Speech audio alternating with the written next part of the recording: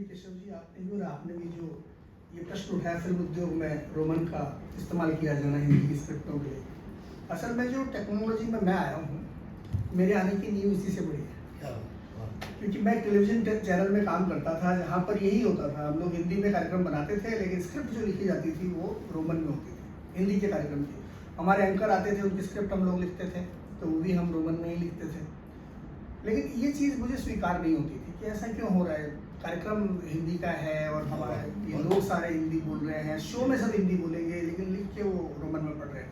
तो मैंने सवाल किया हमारे चैनल से कि भाई आप ये देवनागरी का कोई सॉफ्टवेयर लेके इसको देवनागरी में क्यों नहीं लिखते? तो उन्होंने कहा नहीं, ऐसा कोई सॉफ्टवेयर उपलब्ध नहीं है जिसमें हम ये काम कर सकें। तो तब मेरी टेक्नोलॉजी में आने की बुनियाद पड़ी, इसीलिए तो फिर मैंने ये तय किया कि ये सॉफ्टवेयर मैं बनाऊंगा और वो मैंने बनाया। वो आज भी आप इंटरनेट पे देखिए, वो बहुत पहले 2 दशक पहले बनाया गया था माध्यम के नाम से। अगर आप गूगल पे अभी भी सर्च करेंगे माध्यम हिंदी वर्ड प्रोसेसर तो आपको आज भी मिलेगा। तो इसी उद्देश्य से ही मैं इस क्षेत्र में आया, इसलिए मैंने टिप्पणी की। जैसे कि लेखकों के बारे में तो बताया है, लेकिन हाल ही के दिनों में हम ये देख रहे हैं कि जो फिल्मों के जो पोस्टर होते हैं वो भी देवनागरी में ना होकर रोमन में होते हैं। अभी हमने पिछले दिनों जो कई एक चर्चा या बहस साउथ के कलाकार और मुंबई बॉलीवुड के कलाकारों से जो काफ़ी बहस हुई, ये कलाकार ने ऐसा कहा, उस कलाकार ने ऐसा कहा, तो हमने लगातार वो पोस्टर पोस्ट किए और बताया कि भाई इसमें आप देवनागरी में भी शीर्षक क्यों नहीं लिखते हैं। 8-10 दिन बाद हमने देखा कि हमको कई फिल्मों के पोस्टर देवनागरी में भी दिखे हैं।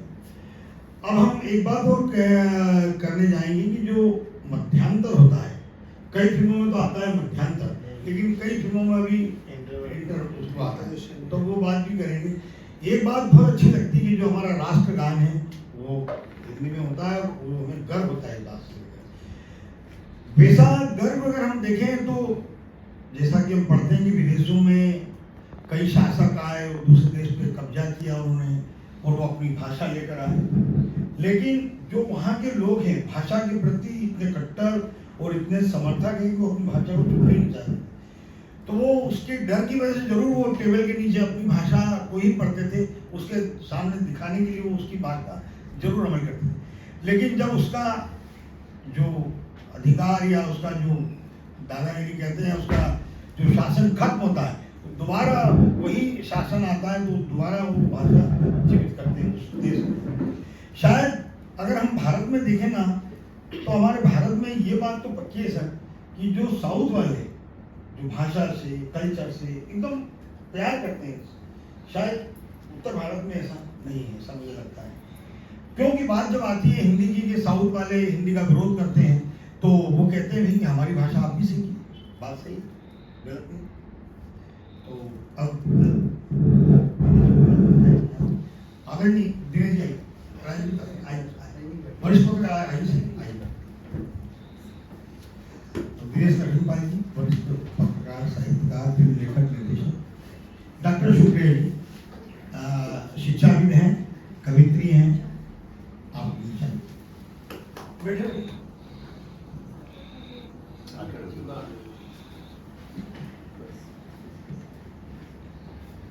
उस सीट के आगे आ जाइए ताकि बैकग्राउंड ये दिखेगा।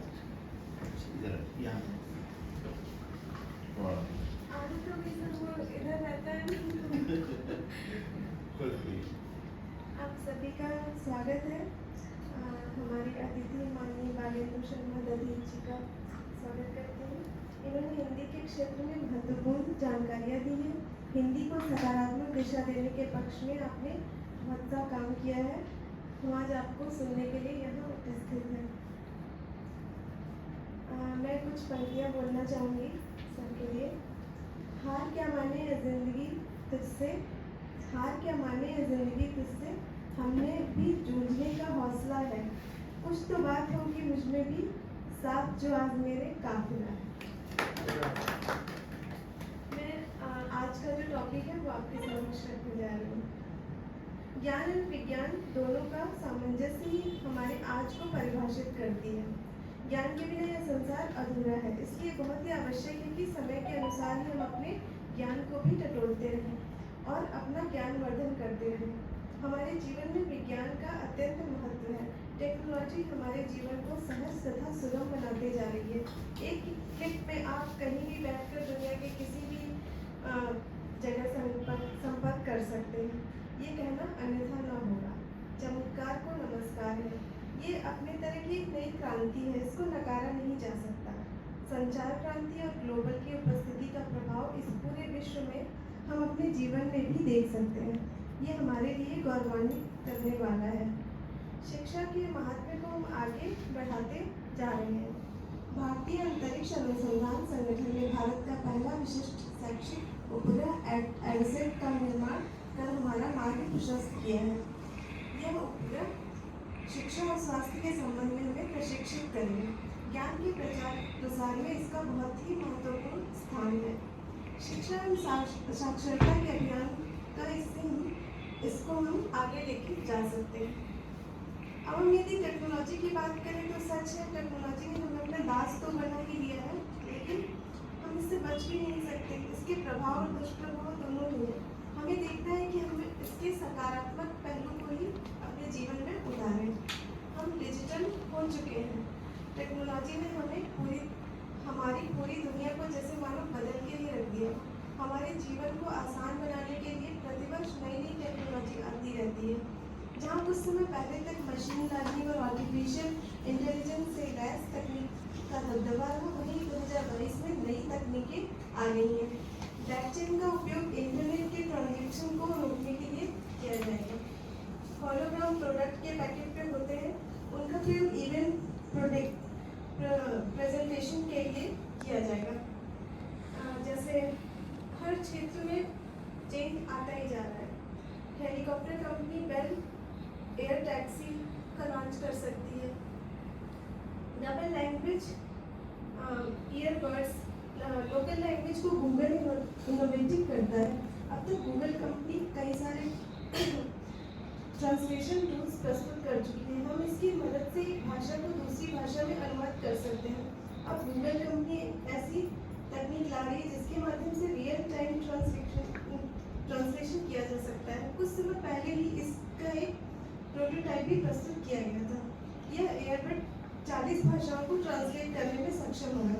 ये आपको भाषा को ट्रांसलेट कर समझाने का कार्य कर सकेंगे और हर जगह आपको हिंदी ऑप्शन मिल जाएंगे।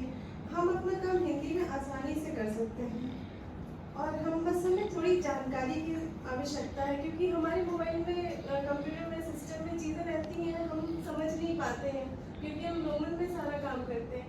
अगर हम उसको सीखना चाहें तो हम यूट्यूब पे और बाकी चीज़ों के जरिए हम सीख सकते हैं। केवल अंग्रेजी के जानकारों ने ही नहीं, हिंदी को विश्व रंगमंच पर प्रतिष्ठित नहीं किया। फ्रांस, पुर्तगाल और डच लोगों ने भी अपने देशों में हिंदी को अपनी भाषाओं में उजागर किया है। इधर हिंदी के विकास का आयाम देवनागरी लिपि की वैज्ञानिकता को लेकर बहुत ही व्यापक होने जा रहा है। इस डिजिटल युग में अपनी वैज्ञानिकता के कारण रोमन लिपि का स्थान देवनागरी लिपि ले रही है। ये क्रांति है। तो मैं ये कहना चाहती हूँ कि केवल हिंदी भाषा ही नहीं, देवनागरी लिपि भी विश्व में प्रतिष्ठित है। ये अपनी सत्ता स्वयं के गुणों के कारण स्थापित कर रही है और करती ही जाती है। इसके लिए यूथ को हम आकर्षित कैसे करें कि वो भी ज़्यादा से ज़्यादा देवनागरी का प्रयोग करें।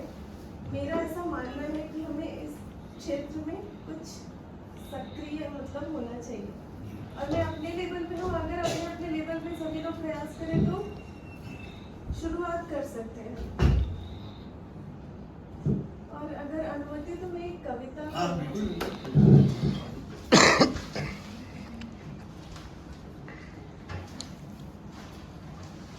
सुनिएगा मुझे। मैं लिखती हूँ क्योंकि तुम पढ़ते हो। मैं लिखती हूँ क्योंकि तुम पढ़ते हो। कभी कभी सोचती हूँ मैं क्या लिखूँ। ये मेरी रगों में बहुत देर तक चलता रहता है, आवाज़ अस्थिर सा, और फिर सोच इतनी प्रबल होती है कि उन्हें कागज पे उकेर लेती हूँ। और फिर मैं महसूस करती हूँ कि एक एक शब्द तुमसे होकर गुजरता है खुद को चुराते हुए, सिसकते हुए, खामोश, और मैं नहीं लिख पाती कुछ भी तुम्हारे लिए। सुनो ना, मैं तो बस लिखती हूँ क्योंकि तुम पढ़ते हो।